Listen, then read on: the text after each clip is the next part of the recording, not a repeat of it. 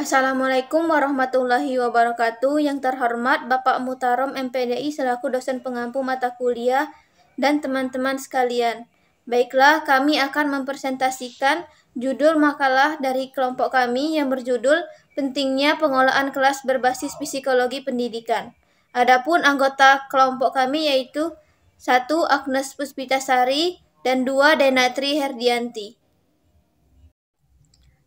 Hakikat pengelolaan kelas. Pengelolaan kelas adalah suatu upaya dan tindakan guru dalam membiayai dan memodalisasi serta menggunakan sumber daya kelas secara optimal, selektif, dan efektif untuk menciptakan kondisi dan menyelesaikan problem kelas agar proses belajar mengajar dapat berlangsung wajar. Berbagai faktor yang menyebabkan kerumitan dalam pengelolaan kelas secara umum dibagi menjadi dua faktor, yaitu faktor intern siswa dan faktor ekstern siswa, yaitu intern siswa berhubungan dengan masalah emosi, pikiran, dan perilaku. Menurut Edmund dan Edmer dalam Dijiwandono, pengelolaan kelas didefinisikan sebagai berikut. 1.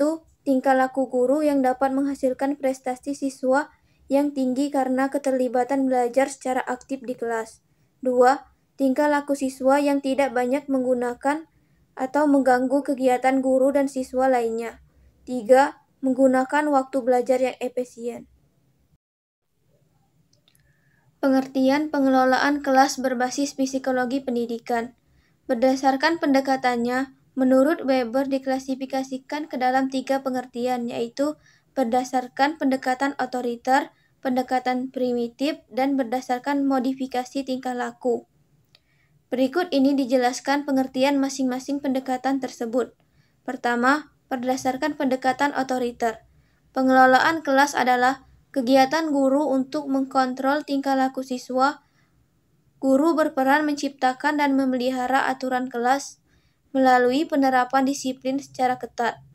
Kedua, pendekatan primitif mengartikan pengelolaan kelas adalah upaya yang dilakukan guru untuk memberi kebebasan kepada siswa untuk melakukan berbagai aktivitas sesuai dengan apa yang mereka inginkan.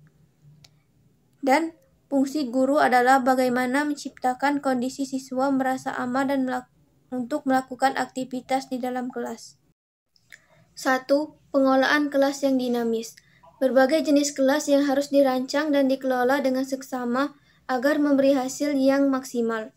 Pendekatan atas pengelolaan kelas sangat tergantung pada kemampuan pengetahuan sikap guru terhadap proses pembelajaran dan hubungan siswa yang mereka ciptakan.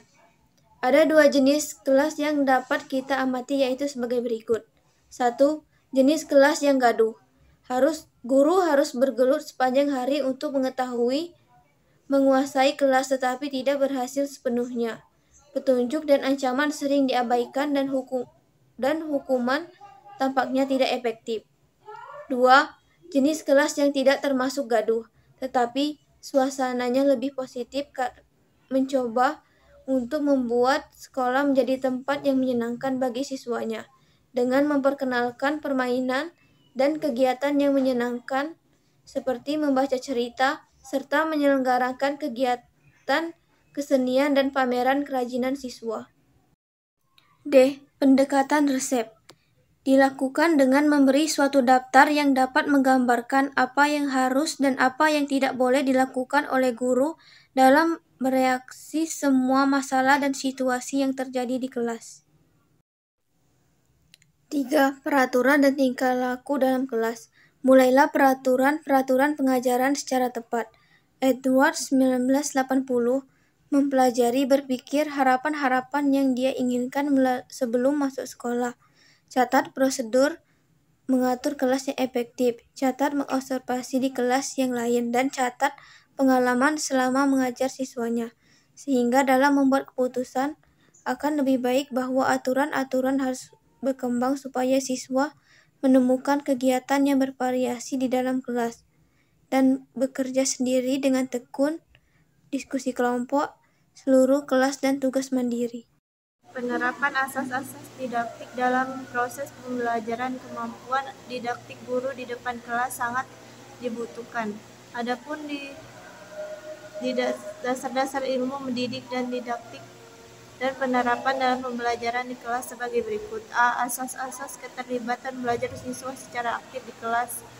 Pada hakikatnya, pelajar merupakan wujud keaktifan siswa terhadap proses pembelajaran dalam kelas. Di sini menuntut dan menekankan kepada seorang guru untuk melibatkan siswa secara aktif di dalam kelas dan proses pembelajaran mengajar kelas. B. Asas memberikan motivasi. Salah satu tugas pokok yang melekat pada diri seorang pendidik adalah sebagai motivator bagi peserta didik agar memiliki semangat dan kemampuan lebih giat. Sosok seorang guru di dalam kelas adalah sebagai motivator siswa atau peserta didik agar menjadi dan memiliki semangat kemampuan untuk belajar yang lebih aktif, kreatif, dan inovatif.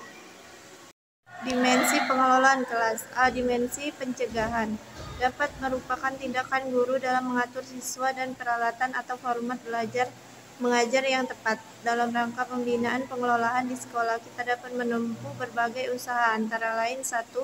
Meningkatkan kesadaran diri dari guru. Yang kedua, meningkatkan kesadaran siswa. Yang ketiga, menemukan dan pengenalan alternatif pengelolaan. B. Dimensi tindakan. Dimensi tindakan merupakan kegiatan yang dilakukan guru bila terjadi masalah pengelolaan. Adapun hal yang bisa dijadikan pertimbangan bagi guru adalah: 1. Lakukan tindakan yang bukan ceramah. C. Dimensi penyembuhan. Penyembuhan yang dimaksud untuk membina kontrak sosial yang tidak jalan. Bentuk dari situasi ini: yang pertama, siswa yang melanggar sejumlah peraturan sekolah. Yang kedua, siswa menolak konsekuensi. Yang ketiga, siswa menolak sama sekali aturan khusus yang sudah dibuat. Prinsip-prinsip pengelolaan kelas. Yang pertama, kehangatan dan keantusiasan. Kehangatan dan keantusiasan guru dapat memudahkan terciptanya iklim kelas yang menyenangkan dan yang merupakan salah satu syarat bagi kegiatan belajar mengajar yang optimal. Yang kedua, tantangan. Penggunaan kata-kata, tindakan, atau bahan-bahan yang menentang akan meningkatkan gairah siswa untuk belajar, sehingga mengurangi kemungkinan munculnya tingkah laku menyimpang. Yang ketiga, bervariasi. Penggunaan alat atau media gaya interaksi belajar mengajar yang bervariasi merupakan kunci tercapainya pengelolaan kelas yang efektif dan menghindari kejenuhan. Yang keempat, penanaman disiplin diri. Pengembangan disiplin diri sendiri oleh siswa merupakan tujuan akhir dan dari pengelolaan kelas. Untuk itu, guru harus selalu mendorong siswa untuk melaksanakan disiplin diri, dan guru sendiri hendaknya menjadi contoh atau teladan baik pengendalian diri dan pelaksanaan tanggung jawab.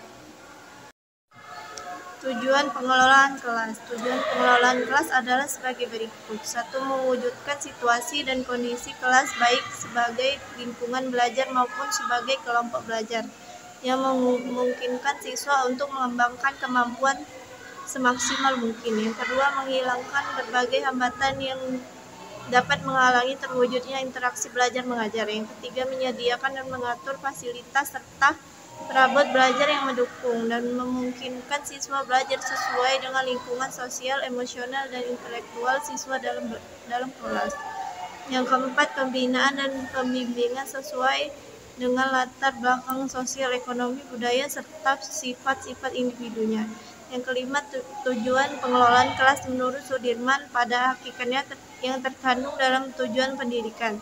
Tujuan pengelolaan kelas adalah penyediaan fasilitas bagi macam-macam emosional dan interaksi intelektual dalam kelas. Pendekatan dalam pengelolaan kelas. Yang pertama, pendekatan kekuasaan. Ciri-ciri yang utama pada pendekatan ini adalah ketaatan pada aturan yang melekat pada pemilik kekuatan, dan guru mengontrol siswa dengan ancaman, sanksi, hukuman, dan bentuk disiplin yang ketat dan kaku. Yang kedua, pendekatan mengubah tingkah laku. Pengelolaan kelas diartikan sebagai suatu proses mengubah tingkah laku siswa.